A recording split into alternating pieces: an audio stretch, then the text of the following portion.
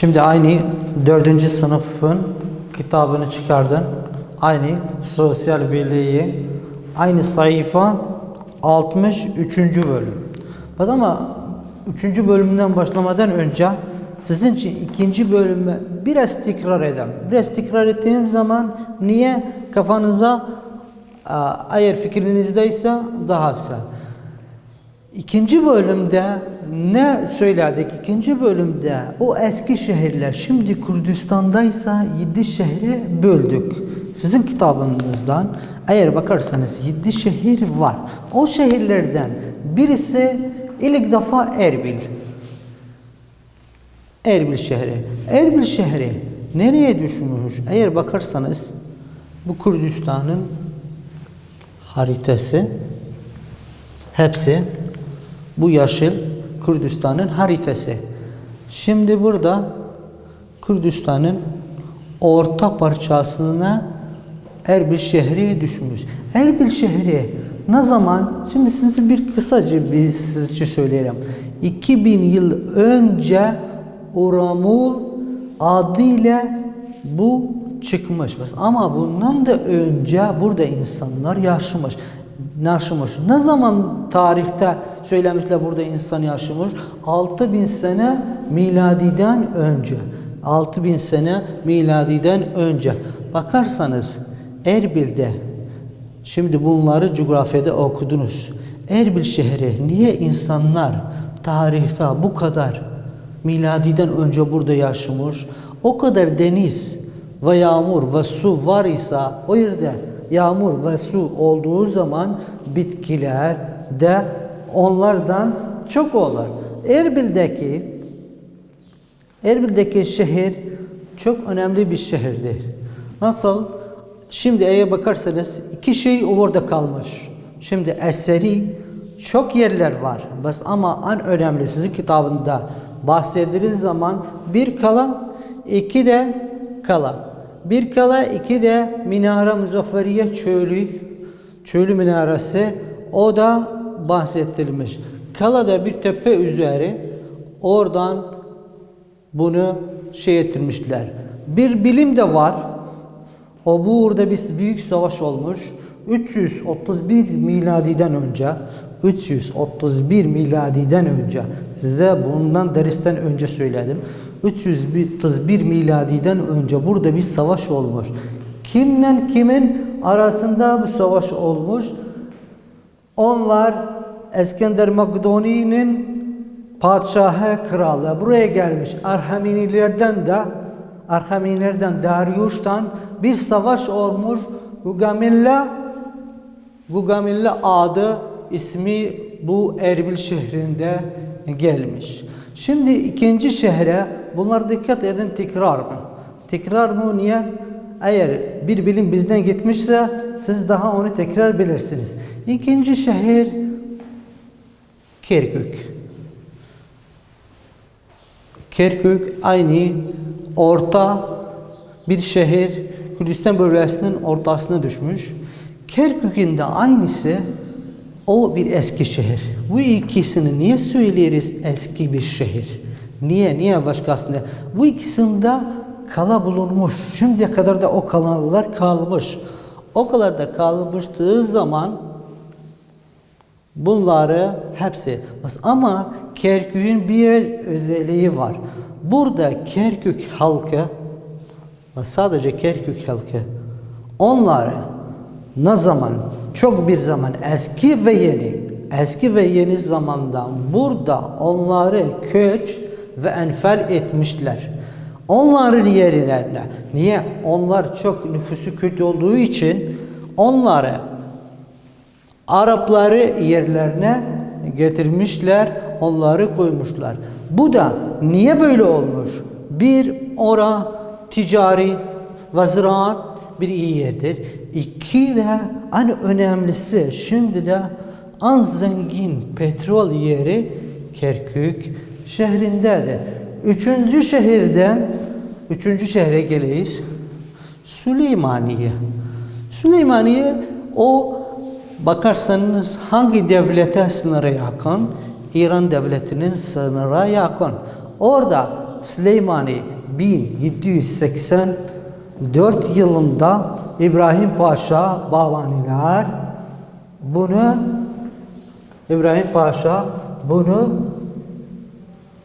Erbil Süleymaniye şehri yeniden bir şehir, güzel bir şehir yapmış. Bu şehirde neyden tanıtırlar? Neyden tanıtırlar? Özel bir şehirden tanıtırlar.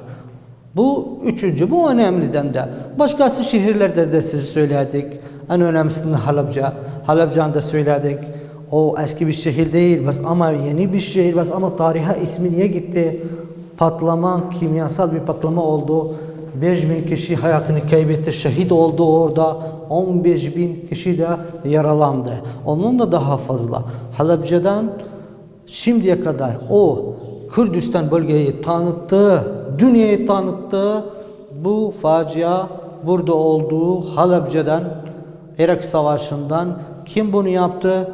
Kim? Irak Bakanlığı Rejim Bas zamanında, o zaman tarihi ne zamanıydı? 1988 3. ayın 16'sından oldu, bu olay oldu. Onun için ondan da sonra aynısı Ahmedi şehrimiz var. Bu da aynı bir kalası da var. O kalayı da sizce açıkladık. Ravanduz'da var. Aynısı.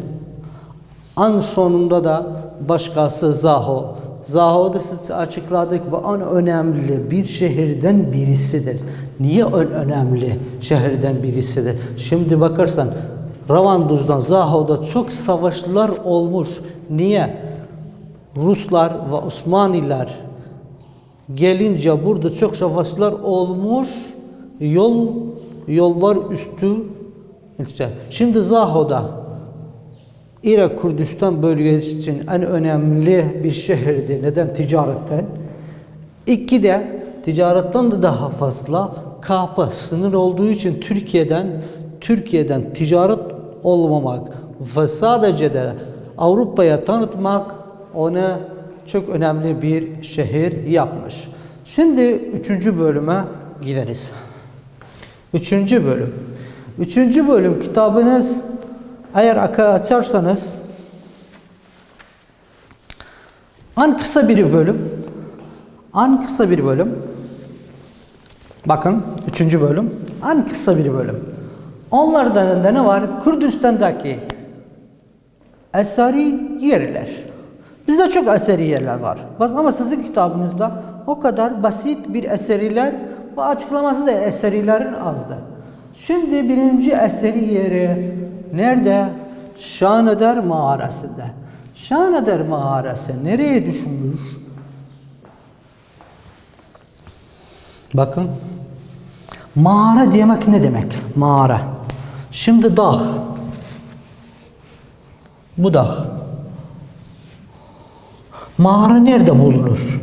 Mağara dağ içinde bulunur. Mağara nerede bulunur? Dağ içinde bulunur. Dağ içinde bulunur. Mağara, Şaneder mağarası. Kim insan orada yaşamış mı? O insanların adını sizin kitabınızda adını ne söylemişler? Neandertal. Adı Neandertal insanlar orada yaşamış. Bu hangi tarihteymiş? Bir bakın. Burada yazılmış. Hepiniz dikkat edin. Bu yazılmış. Hepiniz dikkat edin.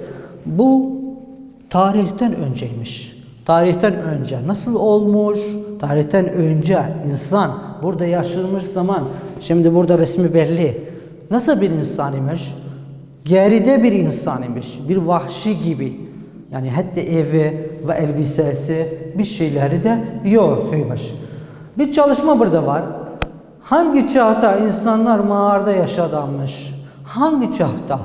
Ben sizden bunu söylesem, siz de bana cevap verirsiniz. Hocam tarihten önce, yoksa eski bir tarihte insanlar mağarada yaşamış. Şimdi başka ikinci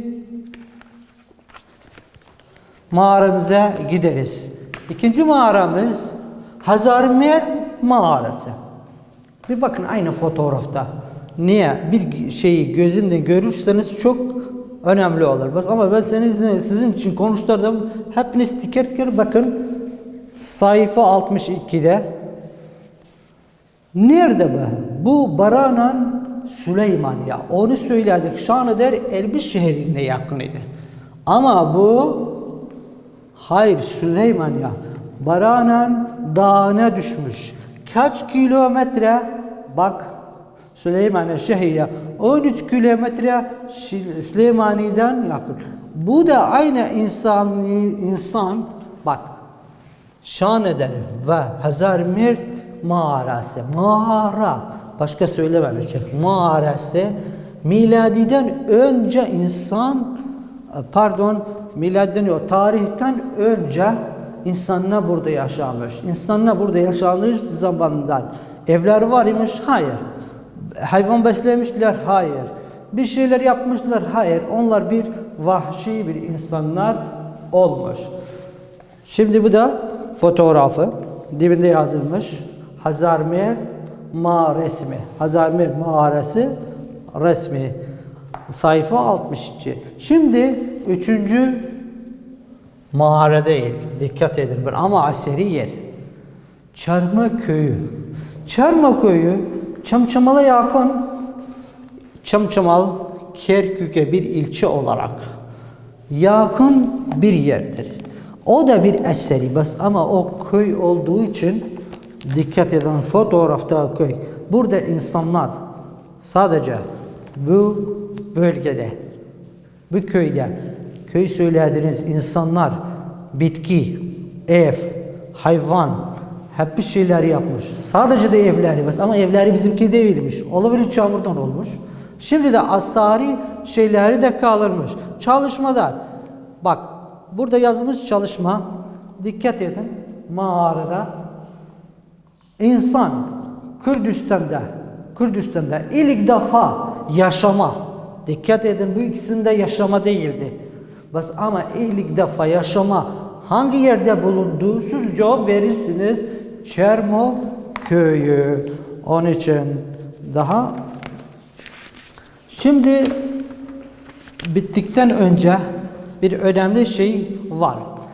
Şimdi sizden sorsam kim müzeye gitmiş? Kimse olabilir cevap versin. Olabilir televizyonda seyretmişse. Şimdi bir yeni konumuz var. Müze. Müze ne demek? Ben şimdi sonra senden sorsam olur. Yok. Olur cevap da verirsiniz. Ama şimdi ben sizin için açıklarım. Müze bir yer, bir bina, bir yer kurulmuş. Her şehir yoksa devlet orada eseri, tarihi kaldı şimdiye kadar taş olsun, bir kağıt olsun, bir yaptığı şeyler olsun. Onları, eseri şeyleri hepsi burada toplanacaklar. İnsanlar oraya gidirler. Hepsine bir bakarlar. Anladın mı? Şimdi dünyada da çeşitli müzelerden var. Bir onlarda London Müzesi ve Fransa'da Louvre Paris Müzesi var. Almanya'da Berlin Müzesi var. Üçüncüden müzesi Kahire'de, Mısır'da var. Ve Bağdat'ta da bir müze var. Bu önemli bir müze. Sizin kitabınızda yazılmış. En önemliden bazısını sizin için açıkladım. Adlarını söyledim. Yani bazen eğer öğretmen söylese bazı müzeler dünyada olduğu zaman bir iki tane ismini yaz. Berlin'dekini yazırsan Almanya'dakini. Yoksa London'dakini yazabilirsiniz. Yoksa Mısır'daki Kahire'dekini yazabilirsiniz. Yoksa Bağdat'takini. Yoksa da Fransa'da Louvre'dakini yazabilirsiniz. Şimdi Kürdistan'da müze var mı? Evet var. Hangi şehirde var? Hocam söylersen ben biliyorum. İlk defa bir bakalım Erbil şehrinde müze var. Evet hocam Erbil şehrinde müze var. Erbil şehrinde müze nerede var? Kim bana söyler? Erbil şehrinde müze bir yerde var.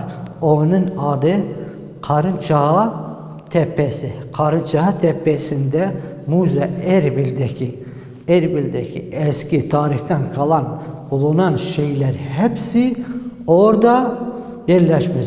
Başka da Kala'da da var ama burada biz bir müze binayı olarak Müze Erbil Müzesi'ni burada sizin için arz etmişler. Anladın mı?